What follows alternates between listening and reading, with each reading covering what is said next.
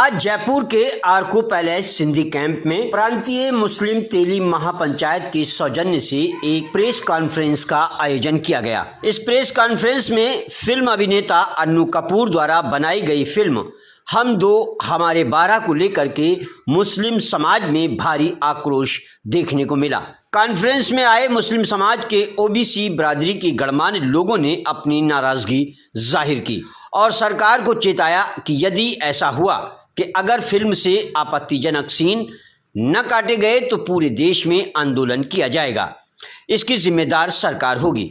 ये चेतावनी उन्होंने राजस्थान सरकार व केंद्र सरकार को इंगित करते हुए दी। उन्होंने फिल्म में कुरान की आयतों श्लोकों को हटाकर फिल्म प्रसारित करने के लिए चेताया। इस कॉन्फ्रेंस में ओबीसी बिरादरी के तेली समाज के अध्यक्ष अब्दुल लतीफ आर्को सहित नईम कुरैशी, सिकंदर नियाजी, इमामुद्दीन, साजिद, हनीफ मंसूरी, शकीलुर रहमान, इकराम तिगाला ने अपनी बात रखी। फिल्म के कुछ अंशों पर नाराजगी जताते हुए नईम कुरैशी ने कहा कि फिल्म में हम दो हमारे 12 में एक विशेष धर्म से संबंधित फिल्म के कुछ अंशों का अवलोकन करने पर आभास होता है कि इसमें प्रसारित किया गया है कि मुसलमान की अधिक जनसंख्या वृद्धि हो रही है, मुस्लिम महिलाओं पर अत्याचार हो रहे हैं, वे स्वतंत्र नहीं हैं। इस तरह से आधारहीन तथ्यों का चित्रण किया जाना गलत है। वास्तविकता तो यह है कि केंद्र सरकार द्वारा जारी आंकड़ों के अनुसार तुलनात्मक रूप से मुसलमान की जन्म दर 2% कमी हुई है। इस फिल्म में धार्मिक भावनाओं को आघात पहुंचाने वाली बात यह सामने आई है कि फिल्म में पवित्र कुरान की कुछ आयतों श्लोकों अप्रासंगिक विवेचना की गई है जो समाज को स्वीकार नहीं है। साथ ही कॉन्फ्रेंस में तेली समाज के लतीफ आर्को ने मुस्लिम समाज के ओबीसी बिरादरी के आरक्षण को लेकर अपनी बात रखी और उन्होंने कहा कि मुख्यमंत्री द्वारा धर्म आधारित ओबीसी आरक्षण की समीक्षा करने का जो बयान दिया गया है उस संदर्भ में स्पष्टीकरण है कि मुस्लिम ओबीसी जातियों को धर्म के आधार पर आरक्षण नहीं दिया हुआ है, बल्कि संपूर्ण ओबीसी समाज के समक्ष पैतृक व्यवसाय तथा उनकी पिछड़े सामाजिक आर्थिक स्थिति के आधार पर स्वीकृत किया गया है। ओबीसी आरक्षण का लाभ प्राप्त करने हेतु केवल मुसलमान के लिए अलग से कोई सब कोटा नहीं है, बल्कि समग्र ओबीसी अभ्यर्थियों में सम्मिलित मेरिट के आधार पर अवसर उपलब्ध हैं। राजस्थान सरकार द्वारा विस्तृत छानबीन के पश्चात कुछ मुस्लिम बिरादरियों को ओबीसी घोषित किया हुआ है, न कि पश्चिम बंगाल के समान। अतः वहां को आधार मानकर समीक्षा करना अनुचित है। आप यहाँ से चेतावनी उन निर्माताओं को, उन लोगों को देना चाहिए। आज इस प्रेस कॉन्फ्रेंस का उद्देश्य हम दो हमारे 12 जो आगामी फिल्म है जो प्रदर्शित होने जा रही है चंद दिनों बाद में, उसके एहतजाज के लिए, उसके प्रदर्शन की मुखालिफत के लिए हम लोग यहाँ जमा हुए और आपको तकलीफ दी है। हम दो हमारे 12 ये पर्टिकुलर एक मुस्लिम समाज को बदनाम करने के लिए बेबुनियाद तरीके से बनाई हुई एक फिल्म है। अन्नू कपूर जो एक बहुत अच्छी शख्सियत हम लोग समझते थे, बहुत सुलझे हुए आदमी समझते थे, लेकिन पता नहीं उनके जहन के अंदर ये कैसी बात आई और उन्होंने इस तरह की। इस फिल्म का असल मकसद है मुस्लिम समाज को बदनाम करना, जबकि ऐसा कुछ नहीं है। गवर्नमेंट ऑफ इंडिया की जानिब से जो निरीक्षण किया गया उसके मुताबिक हमारे मुल्क हिंदुस्तान में मुसलमानों की आबादी 2% घटी है। ये डेटाज हैं जैसा बताते हैं माहिरीन। उसके बावजूद सिर्फ और सिर्फ एक थोती और झूठी जो है वाहवाही पाने के लिए, और हम आपस में इस मुल्क के अंदर हर धर्म के लोग बड़े प्यार से रहने वाले लोग हैं, उनमें निफाक पैदा करने के लिए, उनमें दुश्मनी बढ़ाने के लिए इस तरह की फिल्म को, पता नहीं क्या मकसद है। अनु मलिक साहब क्या इस ऐसी बेबुनियाद फिल्मों को बनाकर क्या पैसा कमाना चाहते हैं? मैं कहता हूं अगर ये पैसे की बुनियाद है तो शायद ऐसा पैसा मुनासिब और जायज़ नहीं है।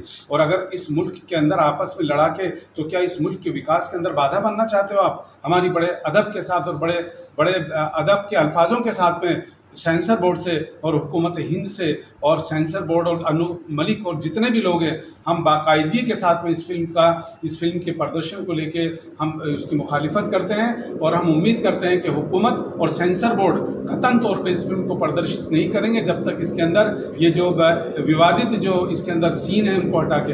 आप देखिए, कुरान की आयत का उल्लेख करना वो तो एक स्कॉलर का काम है, बाकायदगी के साथ में उसका एक कोर्स होता है, मुफ्तियान इकराम उलमाए दीन उसका उल्लेख करते हैं, और आपने किस बुनियाद के ऊपर जो है सूरतों का उल्लेख कर दिया जो काबिल मजम्मत है और नाकाबिल बर्दाश्त है। हम बड़े अदब के साथ में कहते हैं कानून के दायरे में हम इसका विरोध करेंगे और इसके प्रदर्शन को लेकर नाराज़गी जाहिर करेंगे अदब के अंदाज में, और हमारे आइन के जो हमें इजाज़त देता है उसके अंदर हमारे जो इख्तियारात हैं हम इसकी मजम्मत करते हैं आपके ज़रिए, क्योंकि आप एक बहुत बड़ा स्तंभ और एक बहुत बड़ा स्रोत हैं। हम बड़ा निवेदन करते हैं आप लोगों से कि हमारी इस बात को आप पहुँचाएँ हुकूमत हिंद तक, हुकूमत राजस्थान तक, सेंसर बोर्ड तक और अन्नू कपूर तक साहब कि तुम ये गलत कर रहे हो और इस बुनियाद के ऊपर ना हिंदुस्तान कभी बटा है और इंशाल्लाह ना कभी बटेगा। यही मेरी बात है, और अगर मानते हैं ठीक है, नहीं तो हम जन आंदोलन भी करेंगे, कानून के दायरे में सड़कों पे भी आएंगे। बस यही मेरी एक बात कहनी है। मैं नईमुद्दीन कुरैशी, सदर ऑल इंडिया जमीयतुल कुरैश राजस्थान और ओबीसी समाज। सर बताइए क्या। देखिए, आज प्रेस कॉन्फ्रेंस हमने जो रखी है, ये ओबीसी में जो मुख्यमंत्री के बयान 25 तारीख में जो उन्होंने यूपी में लखनऊ में कहे थे कि हम समीक्षा करके मुसलमानों को इसके अंदर ओबीसी में समीक्षा करेंगे, तो ये लग रहा है साफ तो मुसलमानों का ओबीसी में से रिजर्वेशन ख़त्म करने की नीयत रखते हैं, जैसा हाई कोर्ट का फैसला हुआ है बंगाल में।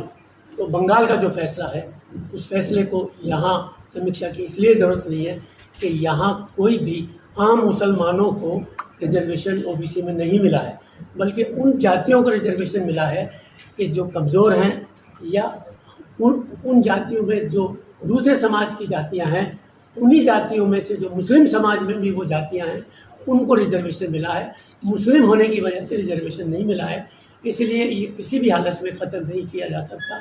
और अगर सरकार इसके बावजूद भी ख़त्म करने की नीयत रखती है और कुछ करेगी तो हम इसके ख़िलाफ़ पूरे राजस्थान में आंदोलन चलाएँगे। हमें ज़रूरत हुई सड़कों पे भी जाएंगे। हमें जो संविधान ने इजाज़त दी है उसके मुताबिक हम एजुटेशन करेंगे और हर हालत में किसी भी तरह से हम ये नहीं होने देंगे। राजस्थान लेवल पर हम इस अभियान को लेकर चल रहे हैं और ज़रूरत पड़ेगी तो हम कानूनी भी चाराजोई करने की ज़रूरत पड़ेगी तो हम कानूनी चाराजोई भी करेंगे। किसी भी हालत में ऐसा नहीं होने देंगे। आपने ज्ञापन भी दिया है और आप अदालती लड़ाई की भी बात कर रहे हैं। जी, हमने ज्ञापन दिया है, अदालत की भी हम बात कर रहे हैं, क्योंकि अगर मान लीजिए सरकार कुछ भी कर सकती है तो हमारे लिए आखिर यही है कि हम अदालत से जाकर के अपने हक की लड़ाई को अदालत तक पहुंचाएं। अभी तक आपने इस मुद्दे को लेकर के सीएम, हमारे राजस्थान के जो सीएम हैं, उनसे मुलाकात करने की, ज्ञापन देने की कोशिश की? जी, उनको हमने ज्ञापन दिया है और सेंटर में भी हमने ज्ञापन भेजा है। अच्छा। कि भाई ये जो हो रहा है गलत है, लेकिन अभी तक वहाँ से हमारे पास कोई ऐसा नहीं है और इसलिए हमने अभी मिलने के लिए वहाँ से कोई टाइम मिला नहीं है। हमने मांग की है कि ये ऐसा नहीं होना चाहिए, हम इसके लिए किसी भी हालत में ऐसा नहीं होने देंगे, ये गलत हो रहा है। हम सोच रहे हैं कि शायद वोटिंग का रिज़ल्ट आने के बाद उन्हें फुर्सत मिलेगी, तब उनसे मुलाकात का मौका मिलेगा और हम पूरी कोशिश करेंगे, अपनी बात रखेंगे उनके सामने। किसी भी हालत में ऐसा नहीं होने देंगे, नहीं तो हमें इसके खिलाफ आवाज़ खड़ी करेंगे। ओके।